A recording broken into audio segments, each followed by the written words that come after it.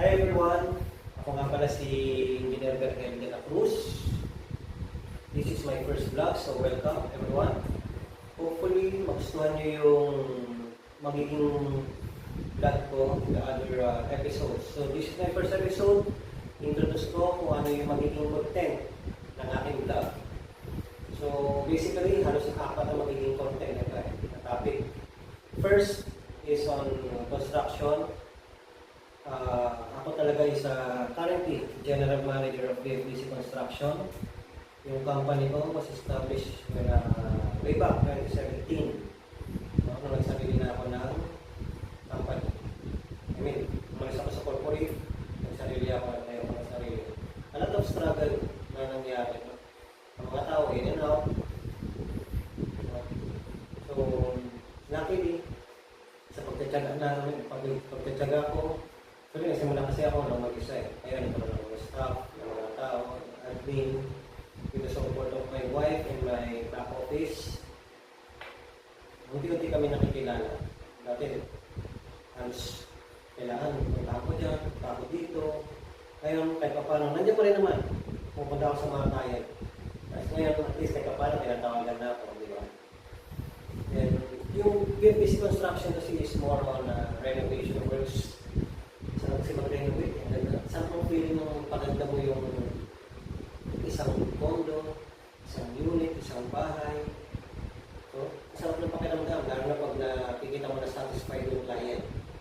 Yan naman yung view talaga namin, mission namin, to satisfy yung client.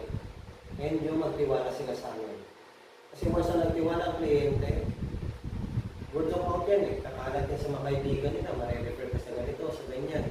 Hanggang sa lumaki yung network mo. Ang construction kasi, kailangan malaki ang network mo. So, tsaka magandang quality. Para pagkatiwalaan ka ng kliyente. Yun ang number one sa akin. No? Napakahintay ko sa quality. Kaya dapat maayos. Kasi yan ang bread and butter mo eh. No? Ang bread and butter ko, construction. Makikita nito paano kami nagtapos isang unit, sisimula kami sa ganitong renovation hanggang sa matapos. Makakita kayo ng mga episode na gano'n. Sa materials, makikita nyo rin kung ano yung mga ginagamit namin, sa mga prices, mga ginagamit namin, quality materials. So, isa yun sa mga makikita nyo. Pangalawa naman na episode or topic is more on sa fish. Kasi ako, ever since bata ako, hindi ko talaga isda. No? Nandiyan yung naalala ko, nung nasa Sampalo kami, bumababa kami sa ilog, nanguhuli kami ng katama. No? So, talagang pag-uwi ko sa bahay, nagalit na na yun kasi dagal na naman akong katama, ay, butete. So, yung amoy ng ilog, nakaganod sa akin, kapit. No? So, hindi mo talaga malis, kala ko mawawala yung ganong ano ko sa isda eh. So, hindi pala, tuloy-tuloy talaga. No? So, last year, nagbeta ako, then I shifted out sa crayfish. Nag-alaga ko ng red clarity last year kasi wala akong idea. Bumili ako ng 5 pieces. Pinagay ko sa office ko, namatay. Yung pala, kailangan ng mga hides. No? So, kakanood ko, trial and error. Umabot ngayon, 1 year. Sabi ko, bakit hindi ko gawin itong hobby na to, related to business, at least additional income. So now, meron akong mga crayfish na delivery, pinapalaki. At later on, actually nakapagbenta na rin ako.